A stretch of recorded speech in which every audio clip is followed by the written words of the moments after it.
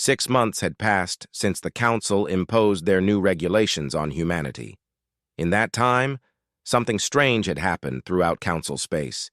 Human ships moved with purpose, always heading in one direction: home. The Council chamber filled once again, but this time the atmosphere felt different.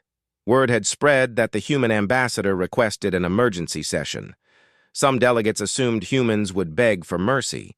Others thought it was another pointless protest. Minho walked to the speaking platform with steady steps. He carried only a single data tablet. His face showed no emotion, no anger, no fear. He simply looked tired. "Honored delegates," he began, "I stand before you today to make a formal announcement. Effective immediately, humanity withdraws from the Galactic Council." The chamber erupted. Delegates shouted in a dozen different languages. Some laughed. Others demanded order. Vraxon slammed his massive clawed hand on his podium. "Silence!" the speaker roared. "Explain yourself, human!" "There is little to explain," Minho said calmly. "Earth's government has decided that membership in this council no longer serves our interests. We are exercising our right to withdraw, as outlined in Section 7 of the Council Charter." A Korath military observer named Heon stood up. He was younger than Vraxon, with bright green scales and eager eyes. "This is a bluff. You cannot survive without the Council. Where will you trade? Who will protect your colonies?" "We will trade among ourselves," Minho replied. "As for protection, we have always defended our own worlds. The Council has never assisted us in any conflict." "Because you have never been worthy of assistance," a Velthar delegate said, its crystal body flashing with contempt. Minho ignored the insult. "All human diplomatic staff will leave Council space within 48 hours. All trade agreements involving human parties are hereby terminated. All human-operated stations in neutral space will be dismantled and removed." Nari, the human trade commissioner, stood from her seat. She was a short woman with gray hair and a no-nonsense expression. She had spent 20 years building trade networks between humans and other species. "I have sent termination notices to all relevant parties," Nari announced. "Human merchant ships are already returning to our territory. The last human vessel will leave Council space in 72 hours. Vraxon leaned forward, his massive form looming over the chamber. "Is this a threat? Do you think you can blackmail us into treating you better?" "No threat," Minho said. "We simply no longer wish to be part of this organization. You have made it clear that humanity is not welcome as an equal member. So we are leaving. We will seal our borders and have no further contact with Council species." "Good riddance," someone shouted from the crowd. Several delegates voiced agreement. A delegate from a smaller species stood up nervously. They were called the Perrin, a bird-like race that had traded extensively with humans. "But what about our agreements? Humans run the shipping routes through the Kelvar Nebula. No other species wants that job." "You will need to find another solution," Nari said simply. "Perhaps the elder species who know everything can figure it out." The Perrin delegate sat down, looking worried. Several other small species delegates whispered among themselves. They understood what the larger species did not. Humans did many thankless jobs in Council space. Humans maintained dangerous trade routes. Humans provided cheap medical services. Humans built things other species found boring or beneath them, but the powerful species on the Council only saw an inconvenience. "Let them go," Vraxon declared. "They will come crawling back within a decade, begging to rejoin. Without our guidance and protection, they will collapse." "Perhaps," Minho said. He did not argue. He did not try to convince them. He simply accepted the dismissal. "Is there anything else the Council requires?" "Get out," Vraxon said. Minho bowed slightly, more out of habit than respect. He turned and walked out of the chamber. Yuna and Nari followed him. The human delegation staff joined them in the hallway, a small group of 20 people who had dedicated their lives to making humanity belong in this galaxy. They left the council building for the last time. Outside, a human transport ship waited. It was a simple vessel, built for function rather than beauty. Very human in design. As they boarded, Somin, Minho's personal assistant, looked back at the towering spires of the council capital. She was young, barely 30, and had never known a humanity outside the council. "Are we doing the right thing?" she asked quietly. Minho followed her gaze. "I don't know, but staying was killing us. Not physically, but here." He touched his chest. "They wanted us to be ashamed of being human. They wanted us to believe we were lesser. Another decade of that, and we would have believed it. What happens now?" "Now we remind ourselves who we are," Minho said. "Humans have always been survivors. When we're pushed out, we don't break. We adapt. We evolve." The ship lifted off, leaving the council world behind. As they passed through the final checkpoint at the border of council space, Minho stood at the observation window. The stars of council territory glittered behind them, ancient and proud. "Set course for Earth," he ordered. The ship turned and jumped to faster-than-light speed. Within seconds, they left council space entirely. The Border Patrol ships watched them go but did nothing. Why would they? The council was letting the humans leave.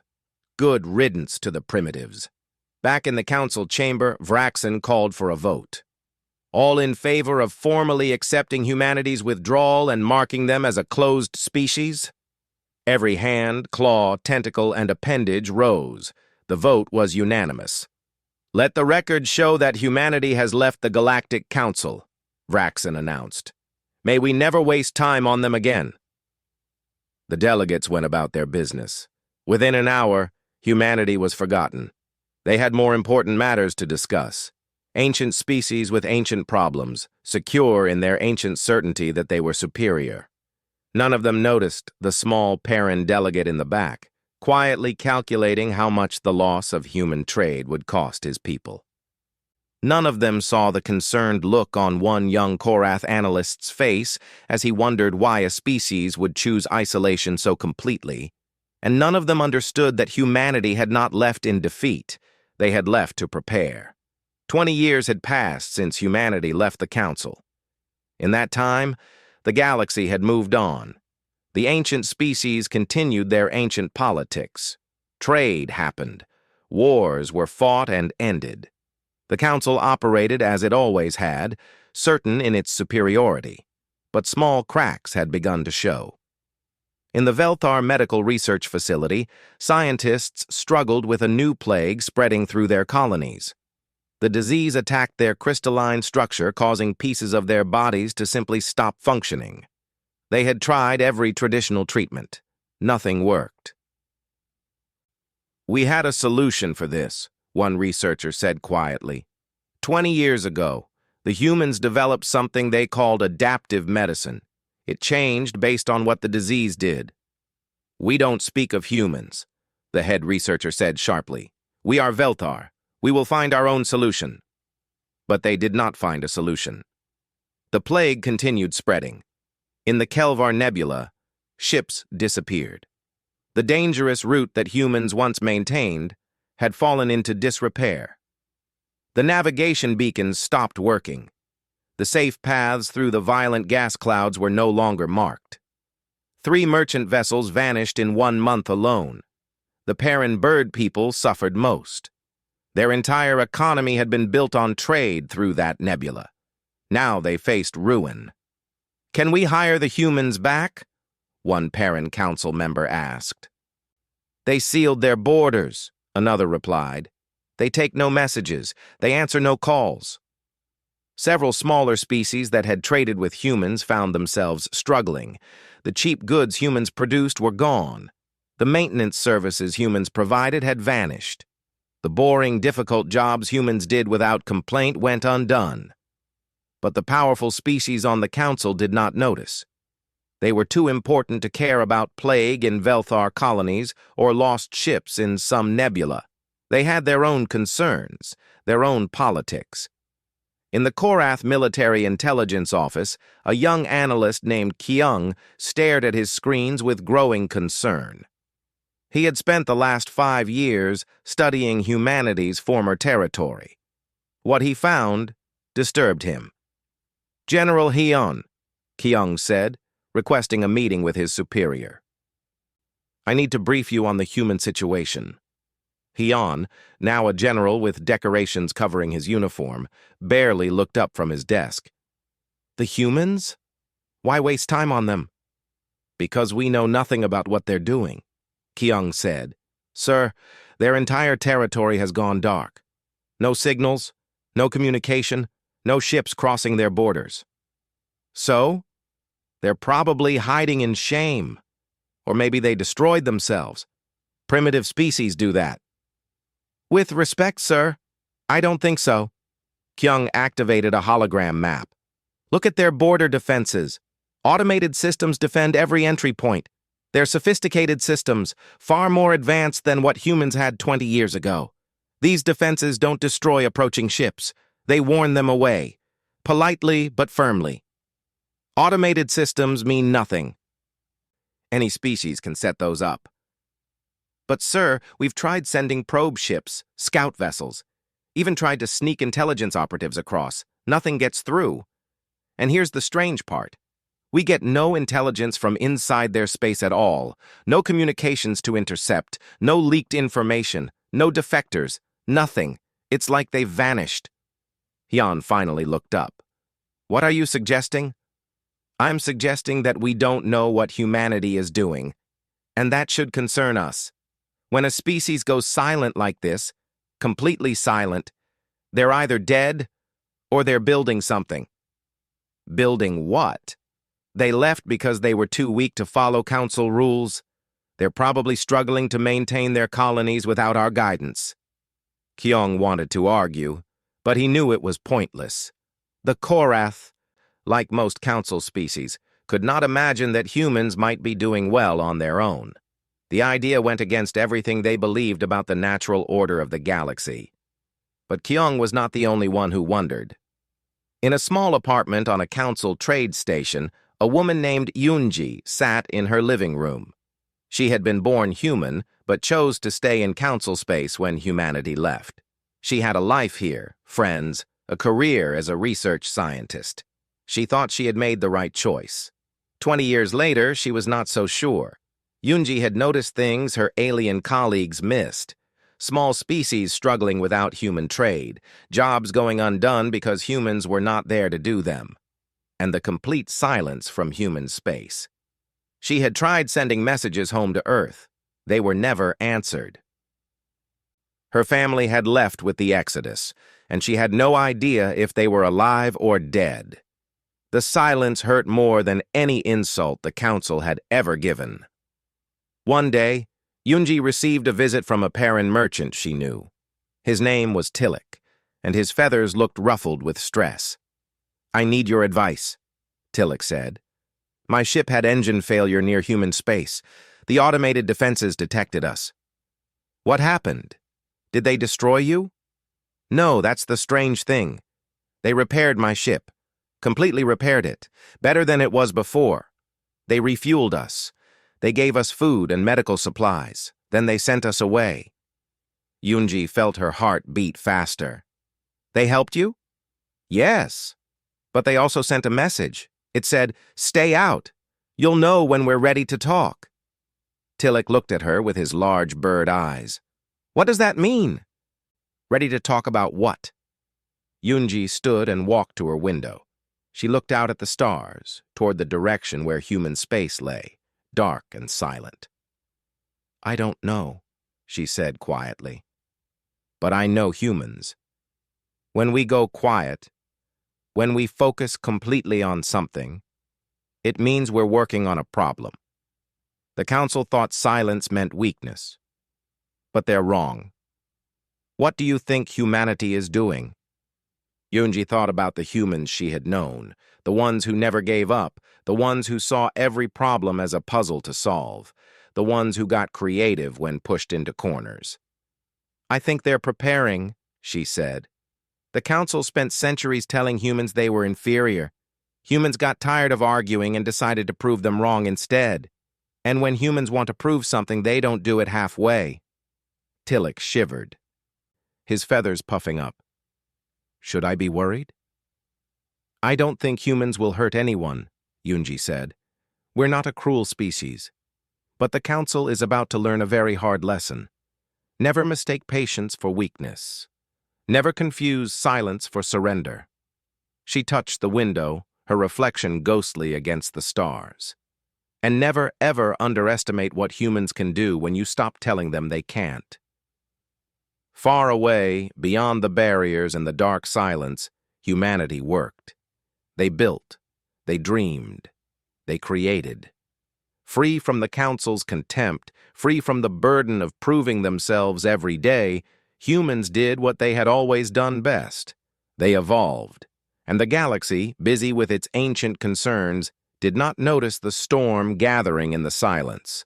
35 years after humanity's departure, the Galactic Council faced something it had not seen in 1,000 years, a threat it could not handle. They came from beyond the galaxy's edge. The Vril Swarm, they were called. No one knew where they truly came from. No one cared. All that mattered was that they consumed everything in their path. The swarm did not negotiate. It did not communicate. It simply arrived at a world, covered it in living ships that merged into one massive organism and stripped the planet of all resources. Then it moved to the next world. 3 minor civilizations at the galaxy's edge had already fallen. The council had lost contact with dozens of colonies. And now the swarm was moving toward the core systems. In the council war room, Admiral Do-hyun of the Velthar fleet studied the tactical displays with growing horror. His crystal body flickered with stress, something his species showed only in the worst circumstances. "How many ships have we lost?" Vraxen demanded. The old Korath was even more massive now, aged and bitter.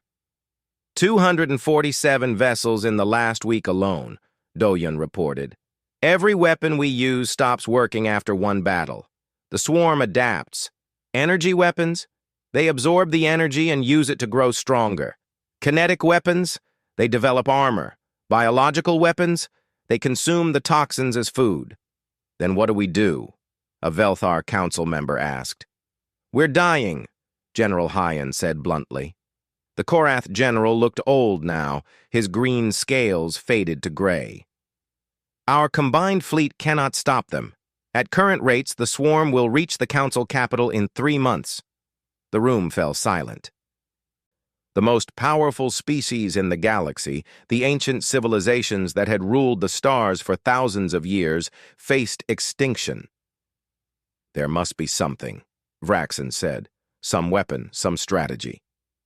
"There is one option," Do-hyun said quietly. "We could ask humanity for help." The suggestion fell like a bomb. Delegates shouted in outrage. Ask the primitives for help? Ask the species they had mocked and dismissed? Impossible. Unthinkable. "I would rather die," Vraxen declared. "You might get that wish," Do-hyun said coldly. "Along with the rest of us. I care more about survival than pride." "He's right," Hyun added. The old general looked tired. "I've studied every battle against the swarm. They defeat us because we're predictable. We use the same weapons, the same tactics, the same thinking we've used for centuries." "The swarm adapts to predictability. You know what species was never predictable? Humans." "We don't even know if the humans still exist," someone argued. "They exist," Kyung spoke up. The analyst was middle-aged now, but he had never stopped monitoring human space. "Their borders are still defended, and the defenses have become more sophisticated over time. That means someone is maintaining them." After hours of bitter argument, the council voted. It was close, but survival won over pride. A delegation would be sent to human space to request aid. The question was, who would go? In the end, they chose Taeyang, a mid-ranking Korath diplomat known for his reasonable nature. He had never been directly hostile to humans in the old days. That would have to be enough. His ship approached the human border 3 days later. Taeyang expected to be destroyed. Instead, the automated defenses simply scanned his vessel and then transmitted navigation coordinates. "You are cleared to enter," a mechanical voice said. "Follow the designated path. Do not deviate. Welcome to human territory." Taeyang's ship followed the path. What he saw on the other side of the border made him forget how to breathe. Human space had transformed into something beyond imagining. Massive structures orbited stars, each one larger than entire council stations. Ships moved through space that looked nothing like the crude human vessels of 35 years ago. These were sleek, beautiful, and clearly powerful. Entire planets had been transformed, moons had been moved, asteroid belts had been turned into shipyards that stretched for millions of kilometers. "This is impossible," Taeyang's pilot whispered. "This level of development takes thousands of years." "Not if you're human," Taeyang said quietly, remembering the old warnings. "Humans think differently. Humans adapt. Humans create." They docked at a diplomatic station that hung in orbit around a planet Taeyang did not recognize. The station interior was clean and functional, built for many different species' needs. A human woman waited for them. She was tall, with black hair tied back in a simple style. Her clothes were practical, but made of materials Taeyang had never seen. She smiled politely, but her eyes were cool. "I am Director Mirai," she said. "I handle external affairs for humanity. Welcome. It has been a long time since we had visitors from the council." Taeyang bowed respectfully, deeper than he ever had for humans before. "Thank you for seeing us. I am Taeyang, sent by the Galactic Council. We face a crisis." "We know," Mirai said. "The Vril swarm. We've been monitoring the situation." "Then you know we're losing.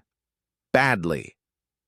Taeyang felt shame saying it, but the truth was too important for pride. "The Council requests military assistance from humanity." Mirai was quiet for a long moment. Then she asked one simple question. "Why should we help you?" Taeyang had prepared for this. He talked about shared galactic citizenship, about moral duty, about the history between their species, about how they had once been allies. Mirai listened patiently. When he finished, she gestured to a wall display. It activated, showing records, years and years of records. "These are the transcripts of every council session involving humanity," she said. "Every insult, every dismissal, every regulation designed to keep us down, every time you told us we were inferior, every time you laughed at our ideas, every time you treated us like children who needed your guidance." Taeyang watched the records scroll past. Seeing them all together, one after another, year after year, painted a terrible picture. He felt sick. "We left because you made it clear we would never be equals," Mirai continued. "You didn't want our help. You wanted servants who knew their place. So we left and found our own place." "And what a place you found," Taeyang said, looking around. "In 35 years, you've built an empire that matches anything in council space." "How?" Mirai smiled, and for the first time, there was warmth in it. "We stopped trying to meet your standards and started reaching for our own. Without your regulations, our innovation exploded. Without your contempt, our confidence grew. We didn't need you. We never did. But we wasted decades trying to prove ourselves worthy of your respect." "We were wrong," Taeyang said quietly. "About everything. About you. I understand if you let us face the swarm alone. We deserve it." "Maybe," Mirai said. "But humanity has never been about giving people what they deserve. We're about choosing who we want to be." She paused. We can stop the swarm, but there will be conditions. Mirai led Tai Yang to a conference room deep within the human diplomatic station. Inside, a man in a military uniform waited. He was younger than Mirai, with sharp eyes and a calm presence that reminded Tai Yang of a predator. "This is Commander Wu Jin," Mirai introduced. "He leads our defense forces. He'll explain what humanity knows about the Vril swarm." Wu Jin activated a hologram display. The swarm appeared in terrifying detail, its living ships writhing and pulsing. "We've been watching the swarm since it entered the galaxy," Wu Jin said. "We've studied every battle, analyzed every adaptation it makes. We understand how it thinks." "You understand it?" Tai Yang asked in disbelief. "We've been fighting it for months and learned nothing." "That's because you fight it the way you fight everything," Wu Jin explained. "With overwhelming force and ancient tactics. The swarm evolved to fight species exactly like yours. It expects power. It expects predictability. Humans are neither." He changed the hologram, showing human weapons that Tai Yang did not recognize. "We've developed countermeasures, weapons that adapt faster than the swarm can. Strategies that change constantly so it can't predict us. We can stop it. Completely." "How long would it take?" 2 weeks. Maybe 3. Tai Yang felt his legs weaken. 2 weeks. The Council had lost hundreds of ships and gained nothing. Humans could end the threat in 2 weeks. "Then please," Tai Yang said, "help us. I'll agree to any terms." "You can't," Mirai said gently. "You're not authorized to accept our conditions. You need to return to the Council." She handed him a data tablet.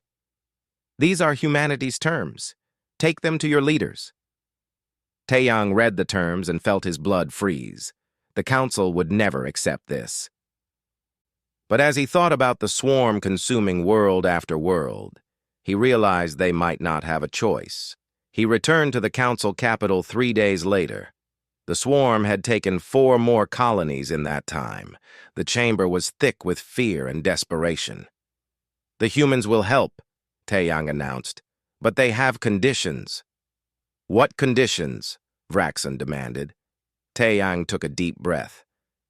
"First, the Council must formally apologize to humanity for 35 years of discriminatory treatment. Second, the hierarchical system must be abolished. No more ranking species by age or power. Third, species equality must be written into Council law. And fourth, humanity will have complete autonomy. No restrictions, no oversight, no regulations that don't apply to everyone equally." The chamber exploded in rage. Apologize? Abandon the hierarchy, treat humans as equals? It was unthinkable. "This is humiliation," Vraxon roared. "This is survival," Do Yun shot back. The Velthar admiral stood and faced the chamber. "I've seen the human military capabilities. They're not bluffing. They can save us. The question is, are we too proud to let them?" "I vote yes," Hyun said. The old Korath general looked around the chamber. "I'm too old for pride. I want my grandchildren to live." The vote took hours. The older species refused. But as reports came in of more worlds falling to the swarm, more delegates began to change their minds. The smaller species, who had never had much pride in the hierarchy anyway, voted yes immediately. In the end, fear of extinction beat pride. The vote passed. Vraxon refused to read the apology himself. That task fell to Do Hyun, who did so with quiet dignity.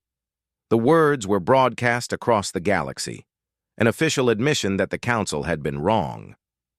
Mirai received the message aboard her station. She showed it to Commander Wu Jin. "They agreed," she said. "Of course they did. They had no choice." Wu Jin activated his command channel. "All fleets prepare for deployment. We're going to war."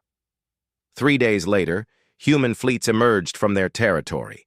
The Council species watched in awe as the Armada appeared. Thousands of ships, each one a work of art and engineering that made Council vessels look like ancient relics. They moved in perfect coordination, as if controlled by a single mind. At the edge of Council space, the Vril swarm detected the new threat. It had consumed countless species before.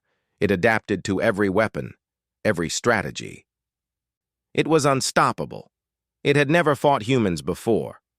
The first battle lasted 6 hours. The swarm tried to adapt to human weapons, but the weapons changed faster than it could process. When it developed armor against energy weapons, humans switched to kinetic.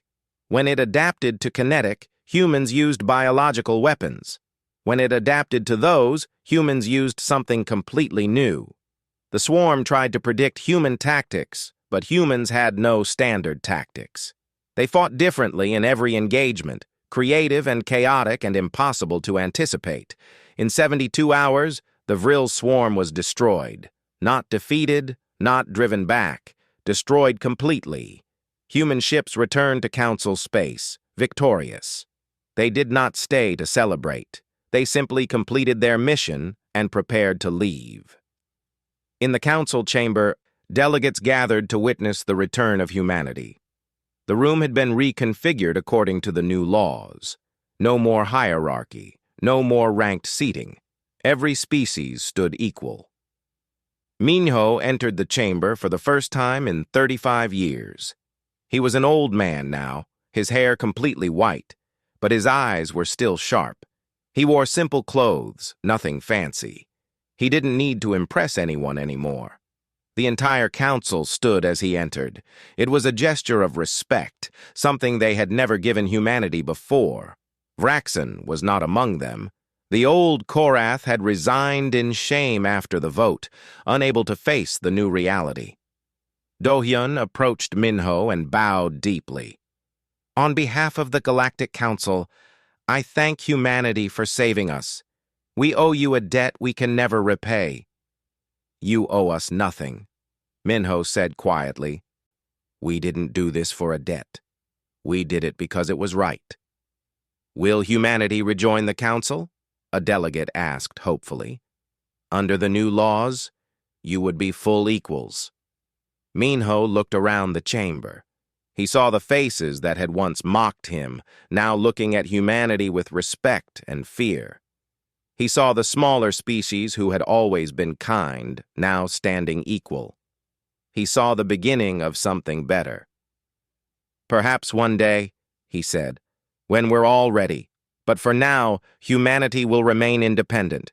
We've learned that we don't need validation from others. We know our worth." He turned to leave, then paused. "But we'll be watching. And if you need us again, if you truly need us, we'll come. That's what humans do. We help, even when we're not obligated to." As Minho walked out of the chamber, every delegate bowed. They stood in respect until he was gone. Yunji watched from the observation gallery, tears running down her face. After 35 years, she had seen her people again, seen what they had become. They were magnificent. On his ship, Minho stood at the observation window. The council capital fell away behind them as they headed home. Soman, now an old woman herself, stood beside him. "We showed them," she said softly.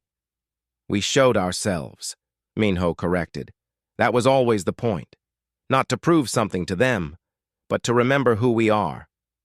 The ship jumped to faster-than-light speed, returning to human space. Behind them, the Galactic Council began the hard work of rebuilding itself, humbled and changed forever. They had learned the most important lesson in the galaxy: never underestimate humanity. Never mistake their kindness for weakness, never confuse their patience for surrender, and never, ever forget that when you push humans into a corner, they don't break. They evolve.